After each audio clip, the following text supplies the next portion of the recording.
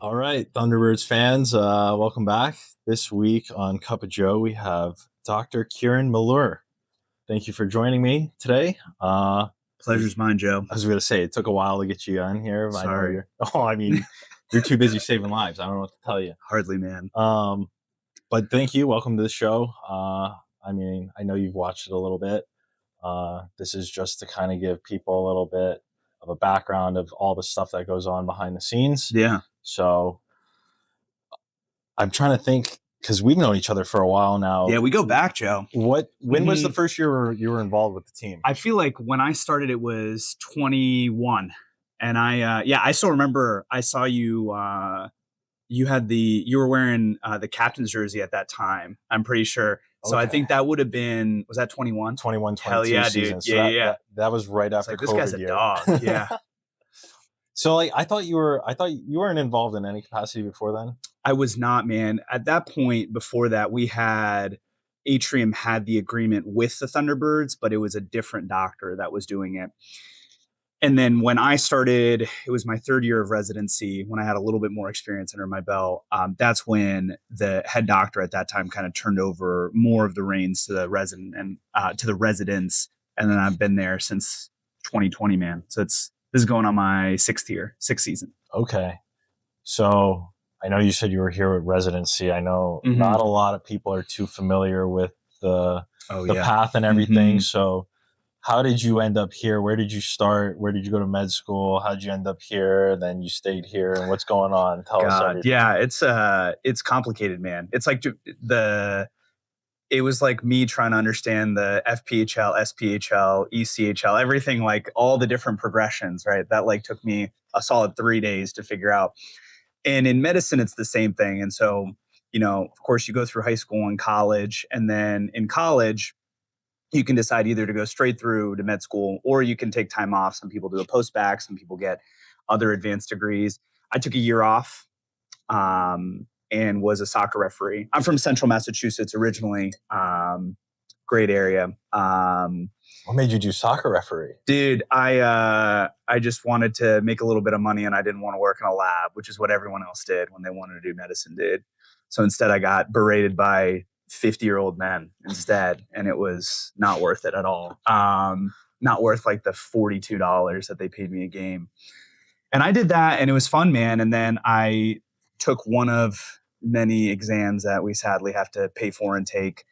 And then I was lucky enough to get into med school off the wait list at UMass, which is in Central Massachusetts, Worcester. Stayed there. Didn't know what I wanted to do, Joe. I had no idea. I thought I wanted to be a neurologist, honestly.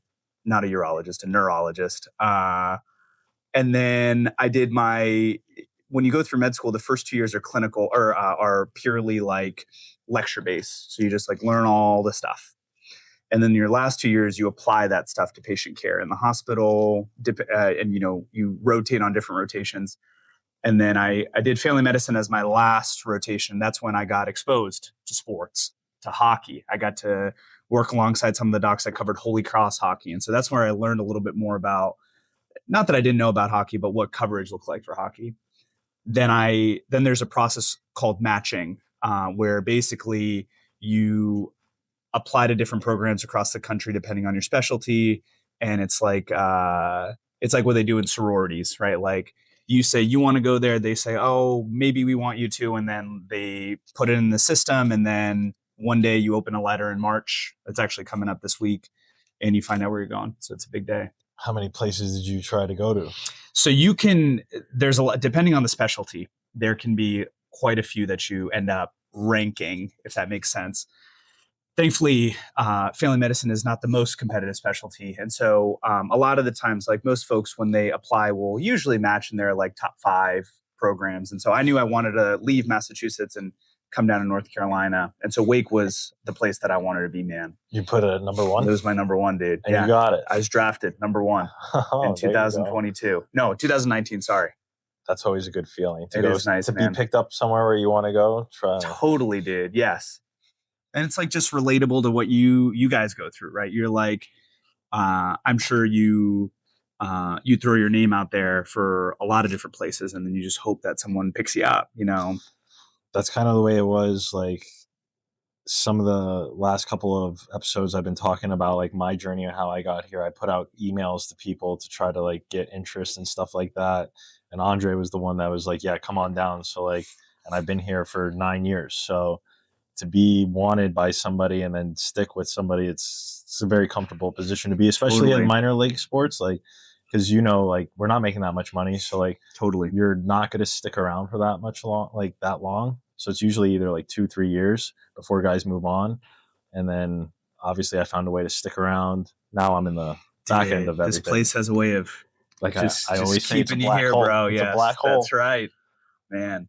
And dude, it's a great story, Joe, because it's like sometimes when you're going through that, I think we all have this feeling of like, is this going to work out? Right? You're just like shooting emails off to like a bunch of people, and you're like, is anything ever gonna stick? And then one day it does, and then look at you now, brother. Oh well, and now obviously you liked it here because you were here for the was it 4 years for the residency? 3 years for the residency, and then 1 extra year. Sorry, I forgot this. Is if you want to do a specialty within family medicine, like sports medicine, it's an extra year of training. And I stayed here at Wake to do that. Okay. And that's when I covered the Wake Forest athletes. So when I say cover, I took care of their athletes. So football, soccer, men and women's soccer, track and field, men and women's, volleyball, field hockey, not ice hockey. Ice hockey at Wake is a club sport. But yeah, that was exciting, man.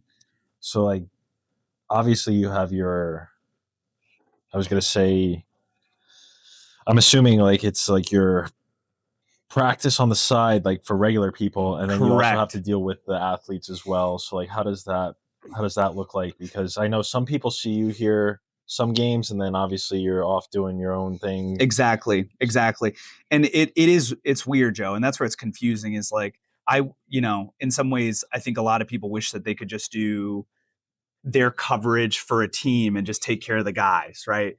Full time. Sadly, that doesn't put food on the table. And so like I was gonna say, I feel like there's not that much because like throughout the years, like there's here and there injuries, but it's nothing that's like super serious, at least on our end that we've seen. Totally. And so what I do, so this is totally just like, it's just an extra thing that I do, right? Like, just like a fun little perk of my job.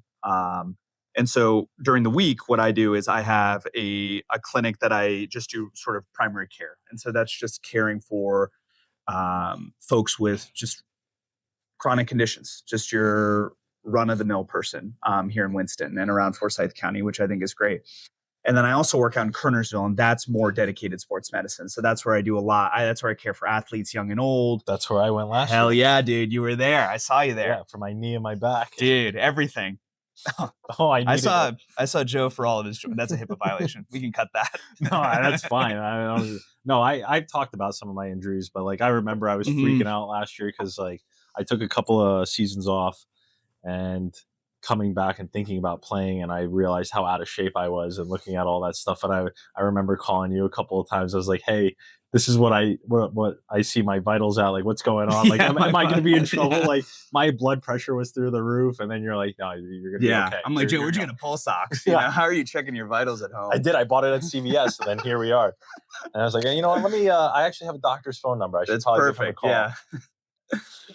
It is funny, man, because like even I remember we talked, and you're like, I'm so out of shape, but out of shape for a guy like you that's played professional hockey for as long as you had is still very much in shape. But it's just so interesting. That's the cool thing about my job is I take care of people, laymen and women that are not the most athletically inclined or not. They don't enjoy playing sports, and then I have you guys who just put a beating on their bodies for years, and even still, like even if you take a year off, you notice, you feel when you're not as strong, when your endurance is not there. But what's crazy, Joe, is you put in the work, right? And think about how much stronger and better you got really quickly. You don't lose it. No, it's still there. I think a lot of that has to do with like the work ethic that we've been like hammered into like have to be performing at this level. Yeah. But then you also realize like I was complaining about my knee. Well, I think I was like 225 at that point. And then by the time I get into a decent amount of shape at 205 to 200, it's like you take off that extra weight. It like relieves that pain and all that stress on those joints and stuff like that. So it's like you realize you need to take care of your body where you're going to be okay for the long haul. But yes. Oh my God. A lot of people, they just clip that and just play that in the locker room for every Thunderbirds player.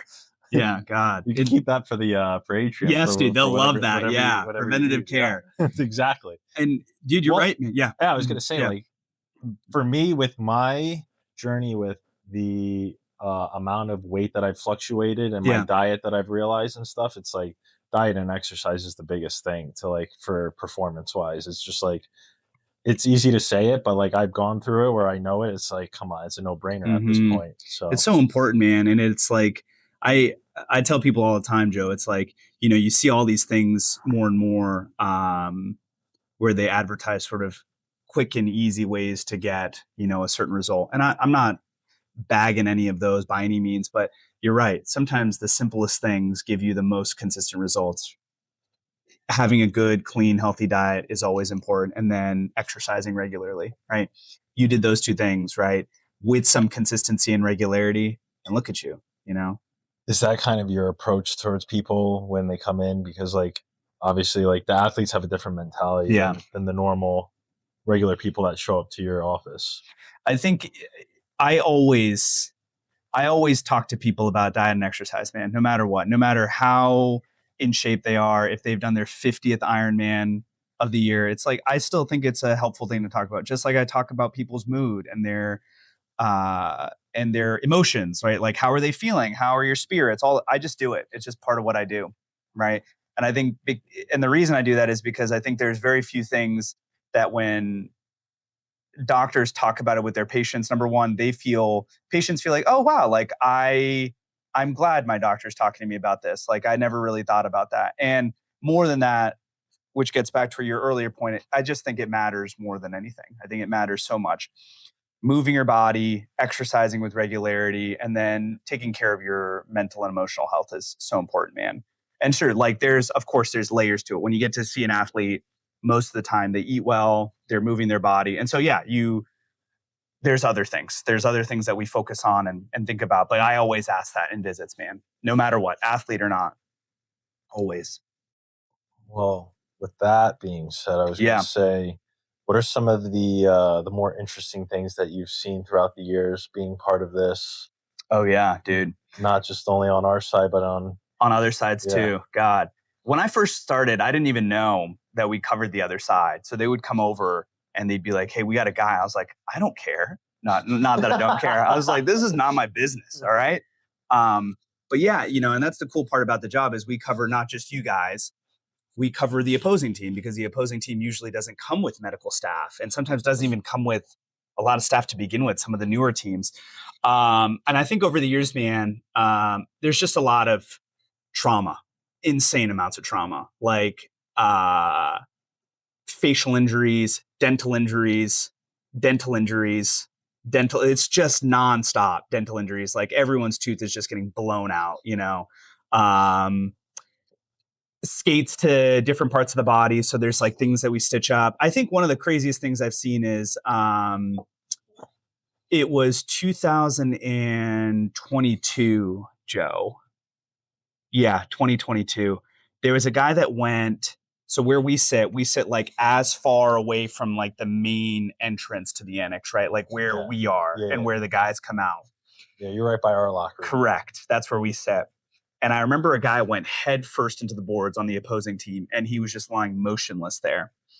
And to put in perspective, like we have, amazing bench medics that we work alongside with, and they do the brunt of the work, man. They are absolute workhorses, and they take care of the guys truly behind the scenes. And if they need us, were there, and a lot of them are retired firefighters or still firefighters, paramedics, etc. But this guy was like lifeless there on the ice, and I remember one of the bench medics came out, and we made some sort of eye contact. We just knew, and so I tried to go over there as fast as I could, but again, I'm in, I don't know, clogs or something, right? And it's slippery. So it took me like a solid 7 minutes to get across there, because you're like at the tail end. You have to go like the exact opposite direction in order to get there. So I'm legging it trying to get there, but I'm not moving at all. And I think at some point, someone just kind of like, I just piggybacked on someone's skates. Someone just saw me suffering and struggling and was like, all right, let's see if we can get you there sooner rather than later. And this guy, sometimes we worry about acute neck injuries, cervical spine injuries. So we had to flip him over and put him in a C-collar and call an ambulance. That was probably the craziest thing.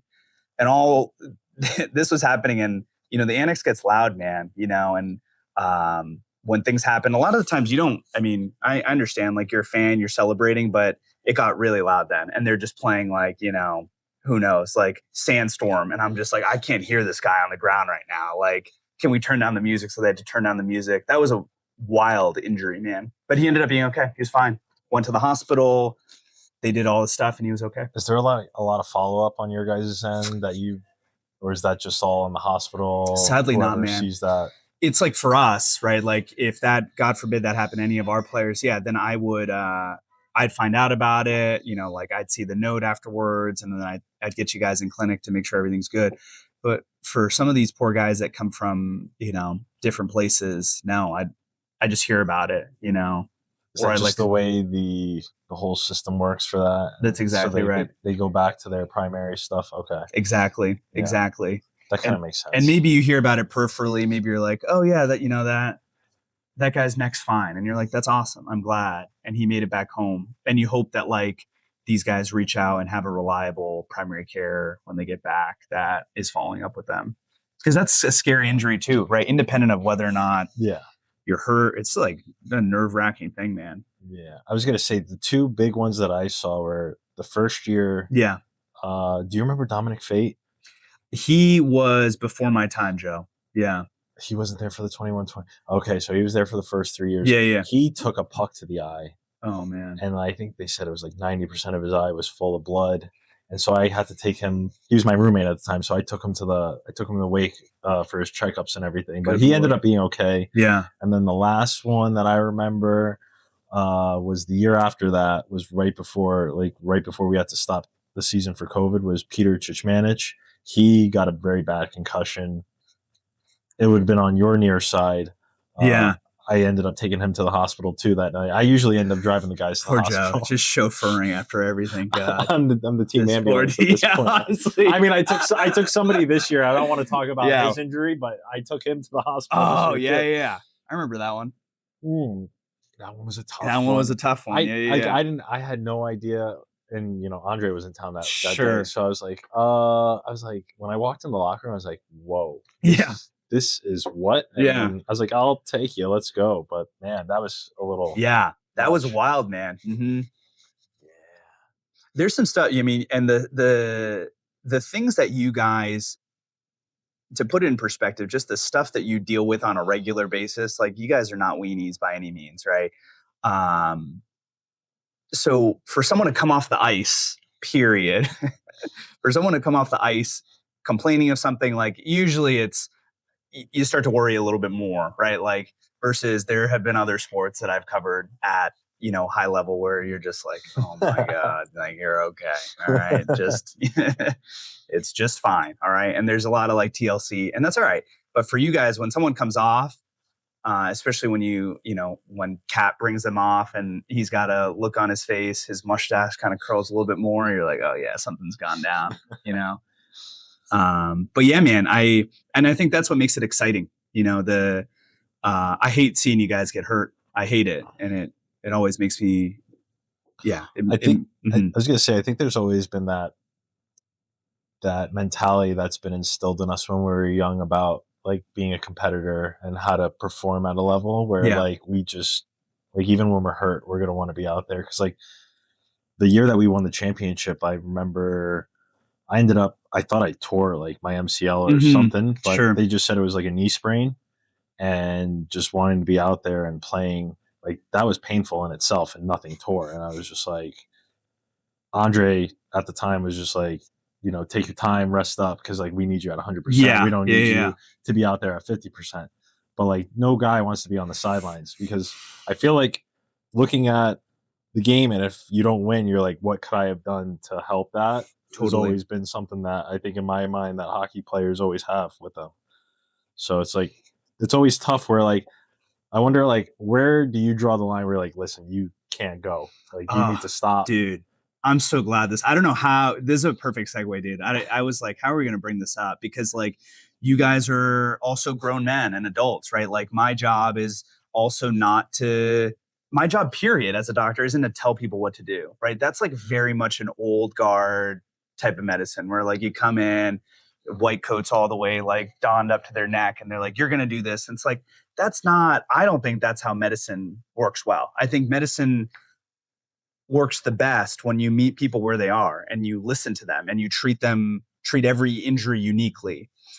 And I feel like, Joe, every injury that I have seen, there are reasons to potentially like have guys miss more time than they are willing to miss. I'll just say it like that. And that's not because I'm trying to be annoying and like keep them out longer. But sometimes the injuries that you have, chronic or acute, need more time. Sometimes your body just takes time to heal, dude. Some things just need a little bit more time. But I would say the vast majority of injuries that I treat for the boys here, they get back out a lot sooner than I expect. And then they also just set the tone early. They're like, I'm not trying to miss a lot of time. And that's okay, right? Like you're allowed to do with your bodies as you please, like totally. And it's like my job to try to find that middle ground. Because the other side of this, Joe, is there's been situations where I'm like, dude, you can try, right? And I'm not trying to be a naysayer, but I'm like, you got a pretty bummed up shoulder. Good luck trying to get out there, right? And I think that other side of it is like, I want you to do it, but like this injury is also not going to allow you to do it. So you can try, you can like try to get out on the ice again, but that separated shoulder is not going to be good 2 days after. Yeah. It's just not. And so I think that actually helps me more, is like, I tell people all the time, it's like, you want to give it a shot, go for it. But listen to your body. That's the biggest thing. And I feel like most guys, like they, like you said, just ingrained. They want to get back out there. They want to be helping the team. They don't want to miss out. And I get that. But I think sometimes what I try to share is like, sometimes the best way you can help your team is invest now in your health. And then for the long term, right, when you're playing, Watertown in the playoffs or whoever, like you're 100%, as opposed to maybe worrying about missing a week or 2 or 3. Yeah. That's the hardest thing, man. No doubt. No, I definitely agree. It's always interesting to see like how different players try to approach that type of stuff, because like they want to play every game, but it's like, I think it's easier as you're around the league a lot longer, where you realize like, what is super necessary right now, especially with however the team's going. Like in years past, we've had good success throughout the year where it's like, okay, well, we have the personnel to like carry us where we're going to be okay. So like, let me take care of myself. But it's always interesting to see how those guys approach that type of stuff. So it's hard, man. It's hard. And all of you guys, every single one of you guys that I've had, the pleasure of taking care of, there's like some greater purpose, like they want to be out there, not just like, for the love of the game, but to do it for the guys that they're playing with. And I think that's so special, man. And it's not my job, nor will it ever be, to take that away from someone. Like it's not, someone wants to play, then go for it, dude. Absolutely. Who am I to say that, who am I to tell you what depending on what your goals are and what my decisions are, if those two things align. Sometimes like people may be in the very last season. They have one last season and they just want to say, hey, I want to put it all out there. Okay. Do I talk to them? Of course. I say, hey man, there's risks with this. There's risks of going out there with a small broken wrist or a broken finger. There is. Could you do it? Absolutely. Have you done work? Have you done like crazier things? Absolutely. But yeah, that's like the hard. I think that's one of the toughest parts about the job is like, uh, you know, you think that like everything. I remember thinking that everything would be textbook. It's like, oh, you have this fracture, you're out. Actually, I think the hardest part is like remembering that you're not treating the fracture, you're treating the person attached to the arm or the leg or the knee. Yeah. And I think every person views an injury differently, and you have to meet them where they are. Versus when you're younger, right? When you were playing when you're 18, maybe it's hard, but like maybe you'd be more willing to say, okay, let me take a little bit of time off. But if you're pushing 30 and it's your last season, you're like, dude, I'm going to try. I really want to give it my all because this may be my last season. Yeah. I was going to say, with all that being said, yeah, like obviously you're very passionate about what you do, and this is going to be a dumb question to see how much longer do you have, but like with the sports medicine stuff, like where do you see your career going? And where do you think it's going to take you? Are you going to still be in Winston for a while, or you're still going to be attached to pro sports or different sports? What does that going to look like for you? That's for the second installation of this, dude. Yeah, I do. I love it here, man. I enjoy doing medicine here, and the people that I've met here. Yeah, everyone has been so kind, man, and I think a lot about the perfect place. I don't know if the perfect place exists. I think you can't have everything. It's just really tough. You can't have the perfect place to live with the perfect weather and the perfect people and the perfect, like, it's just really hard to find, right? And I think what I have realized is like, maybe, do I miss my family and some of my friends up north all the time? But I have my community here. That's great. I have you guys here that are supportive. Do you get chances to go back up there often? All the time, dude, which is great. Yeah. And so I have a great job here with great people and great residents that I work with that, do the brunt of the work here. And yeah, I'm happy here, man. I get to do this with you. Watch this just absolutely flourish in front of my eyes, I appreciate that. Yeah, man. We're trying something different. Some people don't like it, some people love it, but you know what? At this point, like, I just have, I appreciate everything, the opportunities that have been given to me. So I'm just running with it and see where it goes. And even if some people don't appreciate it for some reason, but that's all right, man. No, yeah, no. You always please everyone every time. You always read those comments online where it's like, come on. But you know what? You're just you're trying to do something for everybody. And like, as long as I stick to like what I'm trying to achieve as a goal for everything, it's like, listen, not everybody knows everything about this. So like, that's why I want to get into talking about different aspects of the operation where like people don't understand, like we have doctors, we have equipment staff, we have all this stuff, the office staff and all that. Like nobody really pays attention to it much. They just see the product on the ice and they just expect wins all the time. Totally, so man. Totally. That's what this is for. So like everybody gets a little bit of insight on how everything works. And I think that, man, yeah, you couldn't have said it better. And yeah, sadly we can't make everyone happy all the time. No, definitely we just can't. We can't win in that regard.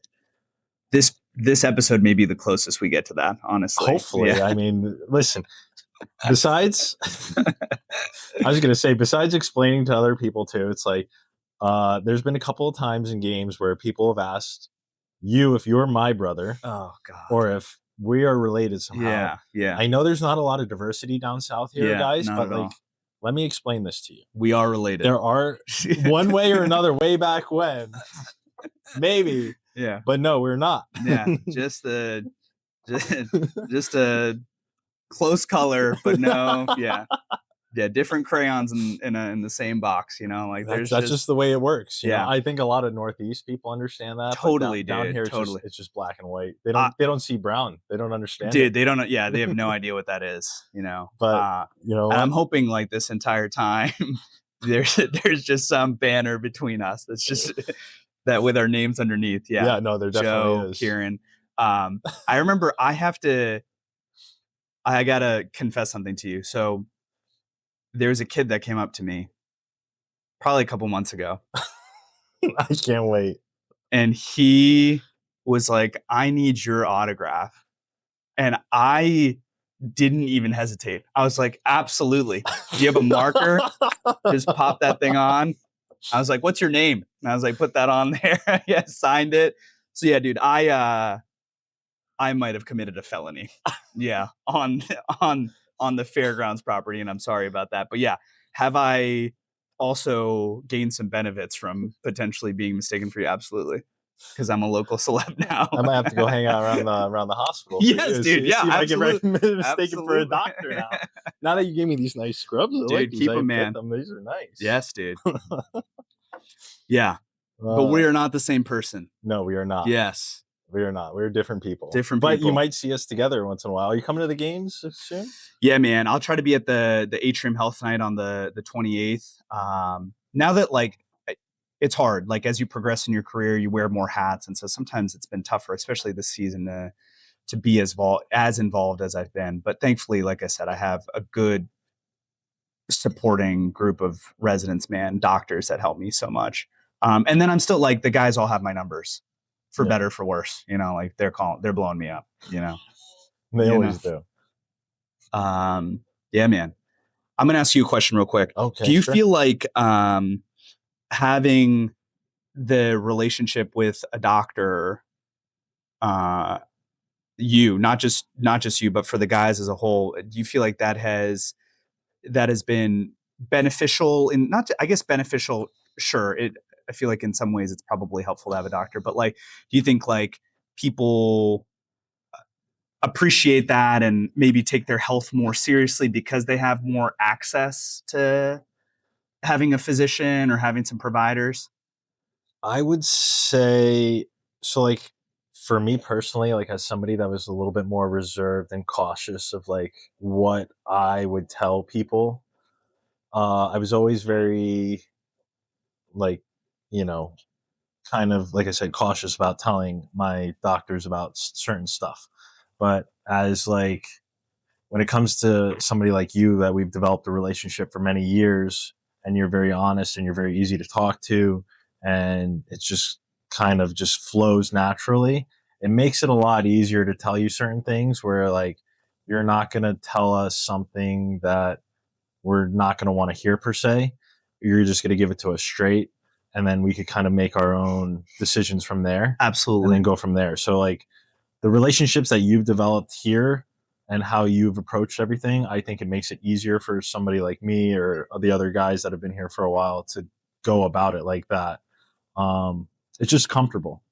So if you're comfortable with your doctor, I think that that's helped us a lot lately. So that's just the way that I viewed it, because always my opinion was that, you come in for the yearly checkup or you come in for a problem, the doctor would hear you for 2 to 5 minutes, make this conclusion pretty quickly, and then not really have a conversation with you type of deal. Sure. And you're just well, are you really helping me, or are you just trying to push me out the door type of deal? Totally. So with at least with being here and dealing with you guys and being involved with sports and obviously having multiple complicated issues going down the line, because I remember I've had a couple x-rays on my backs and stuff like that. Right. It's just easier to converse with you guys when we're more honest and comfortable with you guys. So that to me is the biggest thing. That speaks. Yeah. I think that's the importance of that, dude, is I think that's all patients deserve when it comes to their relationship with their doctor. And that's not just athletes at a professional level. That's every patient. Every patient deserves to be heard. Every patient deserves to feel like their doctor is taking the time and listening to them.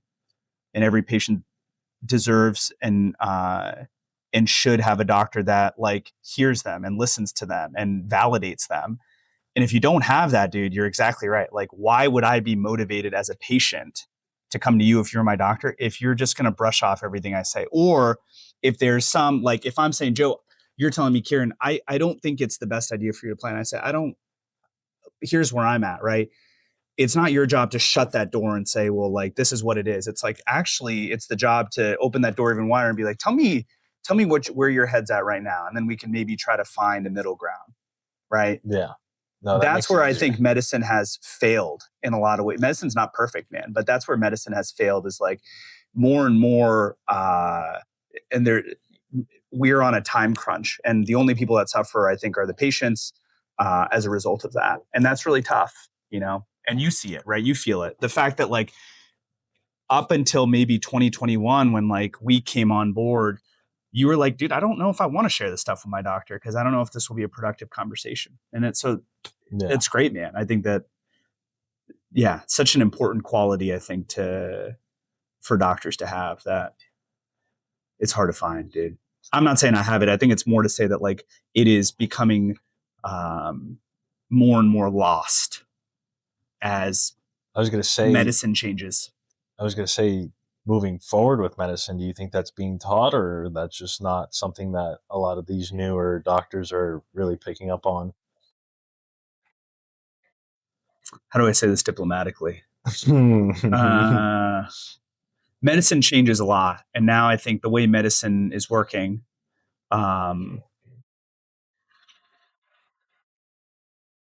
doctors, sometimes their behaviors with patients, like kind of rushing through the room, are not fully a reflection of how they ideally want to be taking care of patients. I truly believe that we do what we do as physicians, and we take the oath that we do because we really truly want to care for people. But unfortunately, and this is true of everything, every job, every career, is there's like red tape that you kind of have to deal with. There's hurdles that you have to jump over, and hoops that you have to jump through. And I think for us, as you're going through med school, you don't really know much about that. You're just trying to absorb as much as you can clinically. And then when you get into the real world, like I am now as an attending, then you start to see, you start to see how it is. You start to see that like, actually, the hardest part about my job isn't taking care of patients. That's the best part of my job, most fulfilling part of my job. Hardest part of my job is all the other nonsense that we have to deal with. Insurance companies, hospital systems, expectations from hospital systems, from people, but like sort of being levied on us from people that maybe don't do medicine, that are not patient facing, right? Yeah. And this is true of all jobs, all careers, right? You get pressure to do stuff and you're like, but I'm here, I'm behind the scenes. Like you are managing from your ivory tower, right? Like, everybody thinks they know everything. Totally. And that's, I don't think that gets taught. You just sadly have to learn it, Joe. Yeah. And I tell people like, you can't avoid that. That's a hard thing in any job. You can't avoid that BS, but find a job and find, a group of patients, or find something that's fulfilling, because I can't fix that. I really can't. I've just realized I can't. But what I can, manage is the people I choose to be around, and like the work that I choose to do, and the care that I give people. That I can change. That makes me happy. That makes up for all the other noise. Control what you can control, bro. Absolutely. I think that's up here. One of these things. One of those. I don't know who posted those all up there. Yeah. But that guy was on one day. Dude, it's great. Everything's gonna work out right there, Joe. Everything is gonna work out. Who did that? Yeah, I got on one day. Yeah. Here we go. Well, do you have anything to say to the fans? Oh man, when I first came here, I didn't know anyone, right? Like you're a new face, foreign face. I don't mean foreign. Cut that. It's okay. They thought I was foreign too. Yeah. Don't worry. And this community has truly embraced me, and I'm just so grateful. I'm grateful for all of these fans, and I'm not a player, but I feel like the resounding support that the fans have always shown you guys is so special. And then for me, whenever I come in, it's great, man. Everyone so sweet and kind, and more than that, they treat all the doctors that work alongside me, that are extensions of me, with so much kindness. And then there's people that I've been lucky enough to see in clinic. Like they see that I take care of you guys, and somehow word got out that I take kind of decent care of you guys, and they're like, we want to see him in clinic. And so that's really cool to be able to have that continuity, right? Like, people are like, hey, I saw you out there, like, everyone's got knee pain over the age of 50, right? So like, let me come see you in clinic for it, I'm just barely over 30 and I got it. Right. So yeah, man. So I'm grateful. I'm thankful for you, man, and especially the guys. I do it for you guys. I do it for you and all the boys. Really. I don't. All the other. Yeah. I was gonna say, we've appreciated you. Yeah. For sure. Like we all talk about you guys. So. Yeah. No, thank you for everything that you've Always, done for man. us. Always. I always look for my yearly physical with you. Many guys. more. Yeah, I know. You all Obviously, do. I'm not. You all. I know. I'm not on the plane anymore, Yeah, so I just gotta get the free physical. All right, you want to show me real quick how you would use that stethoscope? Let's see how you'd use it. Oh God, now you're gonna make me look bad in front of everybody. I mean, it's good. Like, what side goes in your ear? I mean, I know what side goes in my ear. Here we go. Okay, other way. Is it? Yeah. Really? Yeah. Oh. Yeah, there you go. Very good. Okay. All right, let's see. Where are you listening? I don't know. You wanna cough for me? No, not yet. Yeah, that's good. Yeah, right there. And am I breathing or not breathing? Oh, you're alive. I hear your heartbeat. Good. I don't know. Usually, okay. I'm not counting, so I don't know what you're. I hear it though. Yeah, that's good. Yeah. I'm pretty much close to a doctor now. Yeah. Thank you for that. If I gave you this badge, dude. All right. Yeah. Let's not get too crazy here. That's all I got. That's all I got. Well, thank you, Thunderbirds fans. This is this week of Cup of Joe. Thank you for coming on. I Thanks, appreciate Joe. it. My man.